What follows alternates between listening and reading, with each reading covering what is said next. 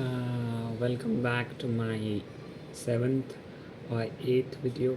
I don't even remember the number of video, but it has been a long time since I uploaded content on my channel. This video is going to be long because I haven't uploaded a video for a long time. I'm going to talk about Lookism.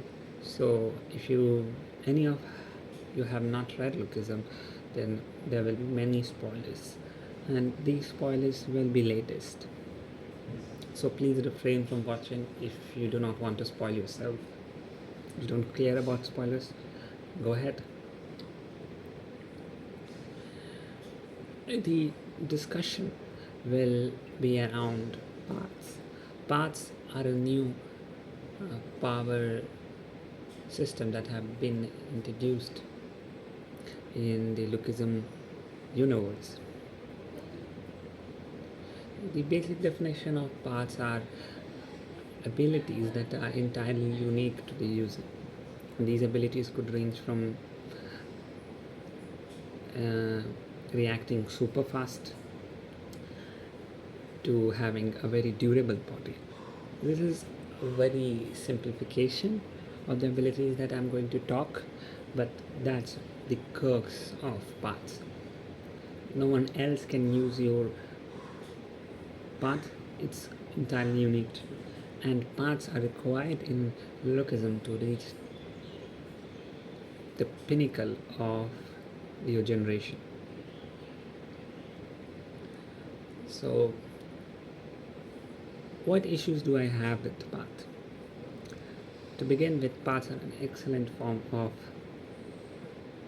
a power system. They basically allow the author to come up with very unique, complicated abilities. But the problem is that PTG didn't develop path systematically. He didn't foreshadow path. No, he introduced this power system some 100 chapters ago. Now, granted, Lookism is 600 chapters. It's big, and that makes it even worse that it was introduced so late. But regardless, its introduction was done well enough to accept this new power system. It was introduced in the John versus gunfight, with John awakening his path.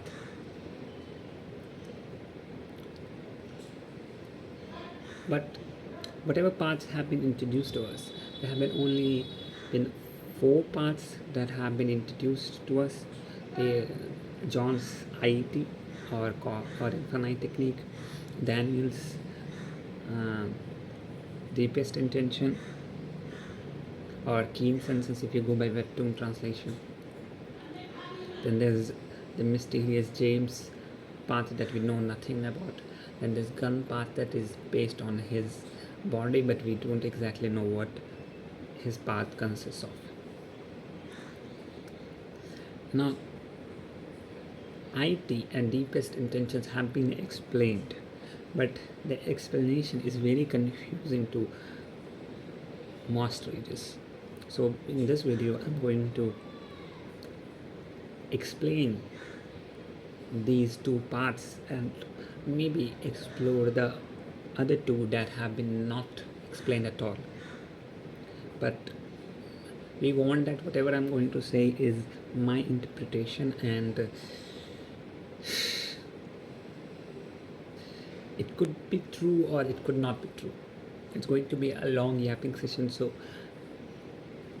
wear the seatbelt, grab some snack, and let's begin.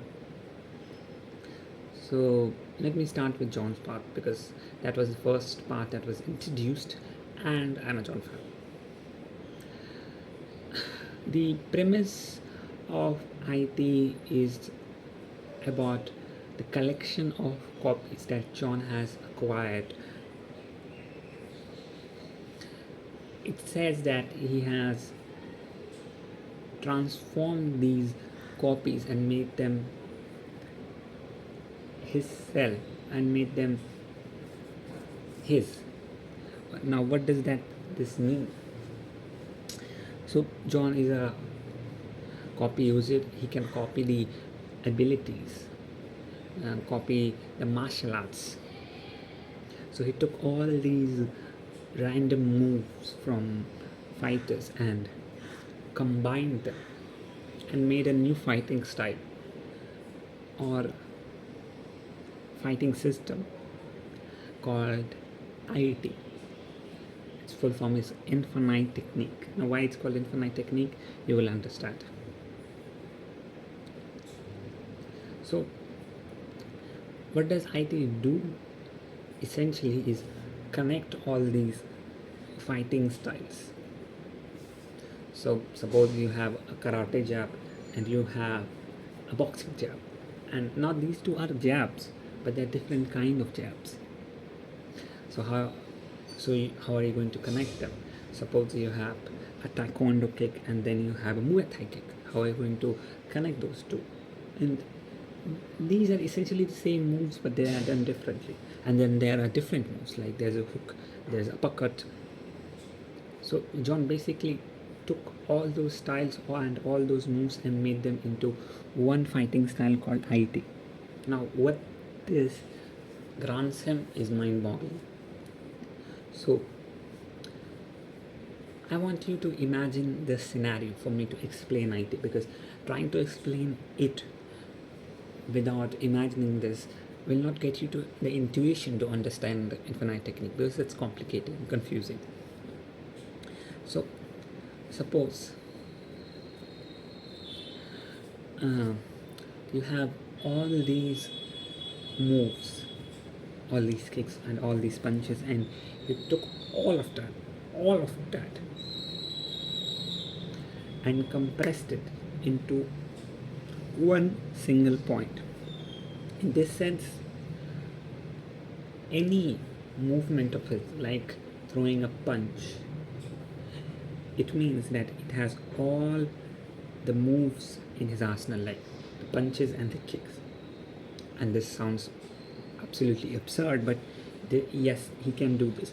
It means that from this movement he can either go a jab, he can either go across, or he can even switch to roundhouse kick. Now you may say it's feint and switching. No, it's actually not feint and switching. It's actually that all his moves are the same. There's no difference between a kick, a punch, a block, or anything else. Everything in his arsenal is one and only one, and that is infinite technique in essence. And now how was he able to accomplish this? He was able to accomplish this by reducing all the inefficiencies between the moves. Suppose you are punching. Now if you're punching, suppose you're going for a straight, and now if you want to mid-transition it to uppercut, that will be very, very ineffective. You will lose all the energy, all the momentum that you have built. You will lose all it, because biomechanically you can't do it. So John has crossed this biomechanical limitation, and he has made so that he can transition mid-move to an uppercut, and from an uppercut he can transition to a kick and everything else. And all these transitions, they are so smooth that these moves are essentially one. And I want you to think they are essentially one, because if you think of them as like different entities, it will not make sense. So what this means is that biomechanically is completely efficient. There is no loss of energy. So that's the first benefit that it grants. And what this means is that all the energy that he is taking biomechanically from his feet to his punches are going to transfer 100%. There is no energy loss. Usually what happens when you're going to punch, you're not going to punch with 100% efficiency. You're going to lose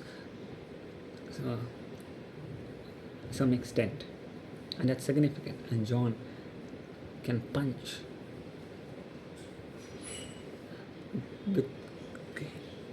100% precisely correct biomechanical uh, you know techniques. Now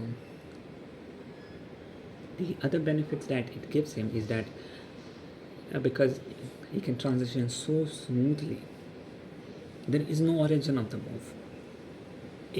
He doesn't have to start somewhere. His attacks will just spawn. What this means is that he can just throw a kick without a setup, just like that, and it will hit you. So you can't really predict his attacks. They are basically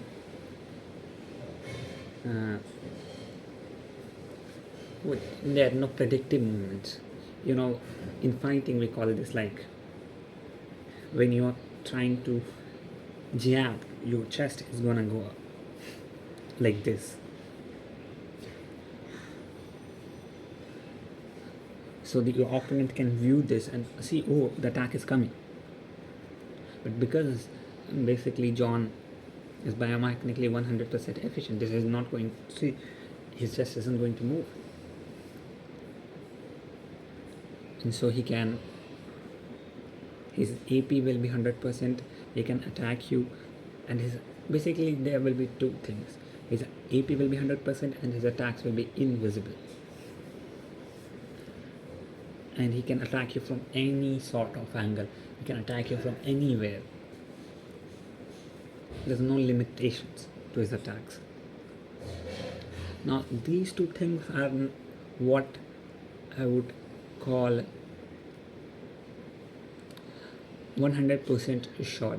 These are the part of his path. And now some people will come and call this that this has never been stated. The issue is that the English translation of infinite technique is terrible. It misleads you. If you read it in Korean Ross, and I have heavy evidence if anyone wants, then it's very clear that what it's trying to say is that the merging of all the techniques into one simple movement, and that one simple movement gives rise to absolute efficiency, and techniques become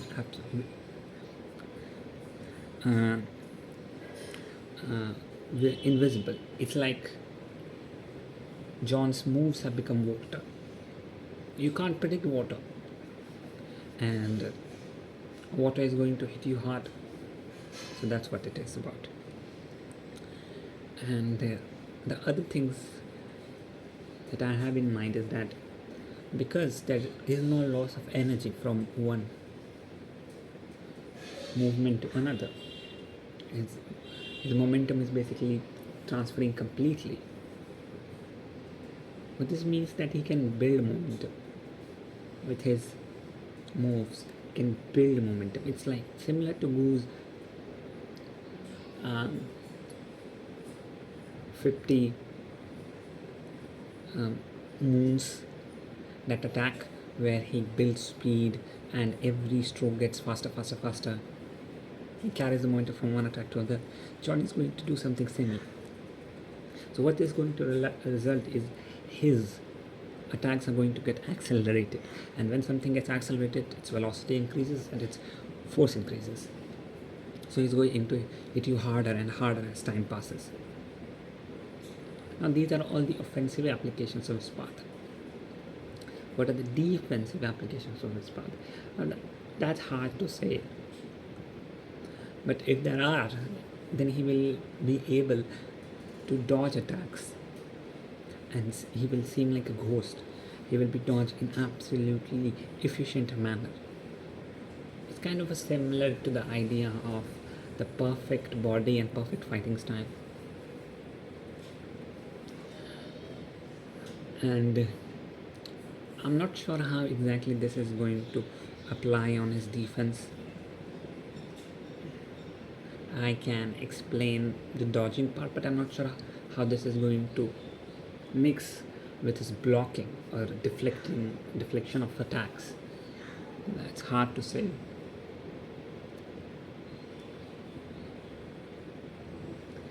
And then, side note, then there's an application of John's talent that's basically about able to process multiple things at once.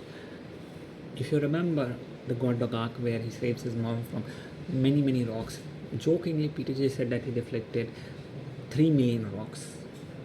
Now he didn't deflected 3 million rocks to protect his mother, but he definitely deflected many rocks. So theory is that John has this ability to multitask and multitask on superhuman level. He can focus on 100 things and find the most efficient way to do all that, everything. And that's not all. John's talent also lies in his analytical prediction. Now this is going away from part, this is becoming more of exploring John's talent, so I'm going to keep it short. John's analytical prediction, when he can read attacks and know its essence, and that's how I theorize he can copy, because he can read the essence and he then can learn it. Essentially his copy is basically super fast learning.